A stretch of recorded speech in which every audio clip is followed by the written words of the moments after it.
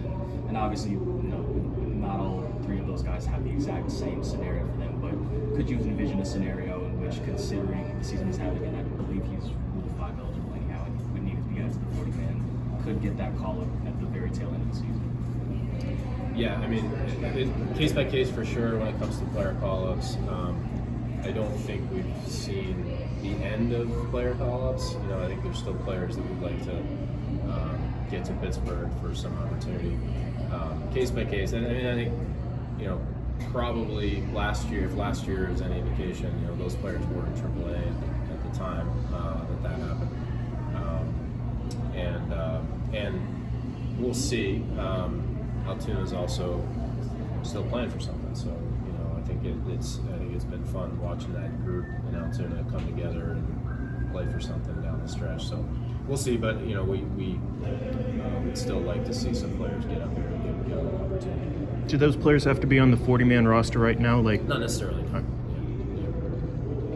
Probably more likely guys that we anticipated that for this offseason. How much, given the number of Rule 5 guys you're going to have and the number of players that are on the 40-man that you really want to evaluate, could this final month, whether they're in AA or AAA or up here, how much is that going to be an important time for some of those guys? I think so, yeah. The rest of the month, and even as we get into the offseason, I think we'll have some guys have a chance to play games in different places, fall league, winter ball, etc. All the information helps, and we'll use it the best we can and take every minute we have until we have to make decisions on that later in the offseason. Have you decided he's going to play in the fall league? We have. The league likes to announce these things in unison, so we'll let them do that, but I think that'll happen soon. We've seen a couple waiver wire claims on these last two. So how do you strike that balance between wanting to give some of these guys a look, especially, for example, with Zach Collins, that's a former top 10 David Crow, between some of these guys that have pedigree, but also some of the guys that are in your system, some of the younger guys. So trying to find that balance between getting these waiver claims a look, but also getting some of your guys potentially look as well. Balance is probably the right word. It is a constant balance, and it's because we're trying to do both. We know over time that good teams hit on some of those guys you're talking about. They're good players that are playing on waivers, and players that maybe need a different opportunity, or there's still some development to happen, and maybe team just runs out of time and they have to make a move. So we've always got to be ready to take a chance on guys that we think have some skill and think might be good players for us. And then of course we got players that are original Pirates that we care a lot about too and want to maximize their opportunity. The good thing about September now is there's games being played everywhere.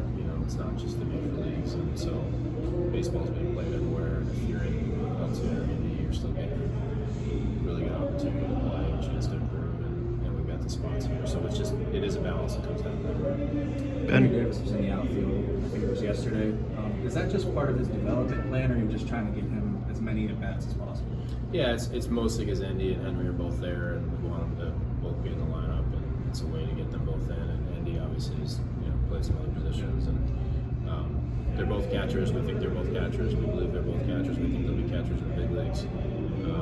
But it's nice to get them in the lineup at the same time. With Henry, is this something we might just see only in 2022? Is this something we could see going forward also with him? I don't think we've gotten past 2022 yet. I think for right now, it's just about getting them both in the lineup. They're both athletic enough to go to other spots, so that's a benefit. And they both need to play, and we believe they're both catchers. But they're athletic and probably can do some other things too. We'll see how it plays out. How much has this week given you some hope for the future, the near future, with the way some of the young guys have played in particular? Cruz, Castro, Sawinski, even Mitchell last night. But the guys that are under the age of 24 that you have kind of forming a young core to some extent.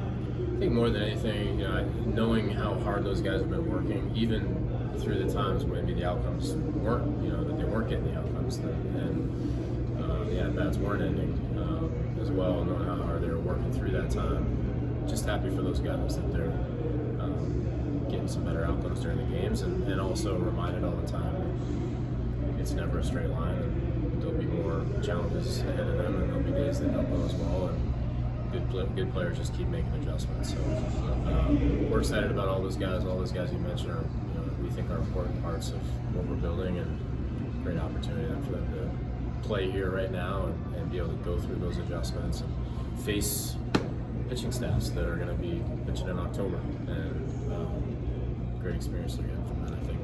I wanted to ask about Q Bryan.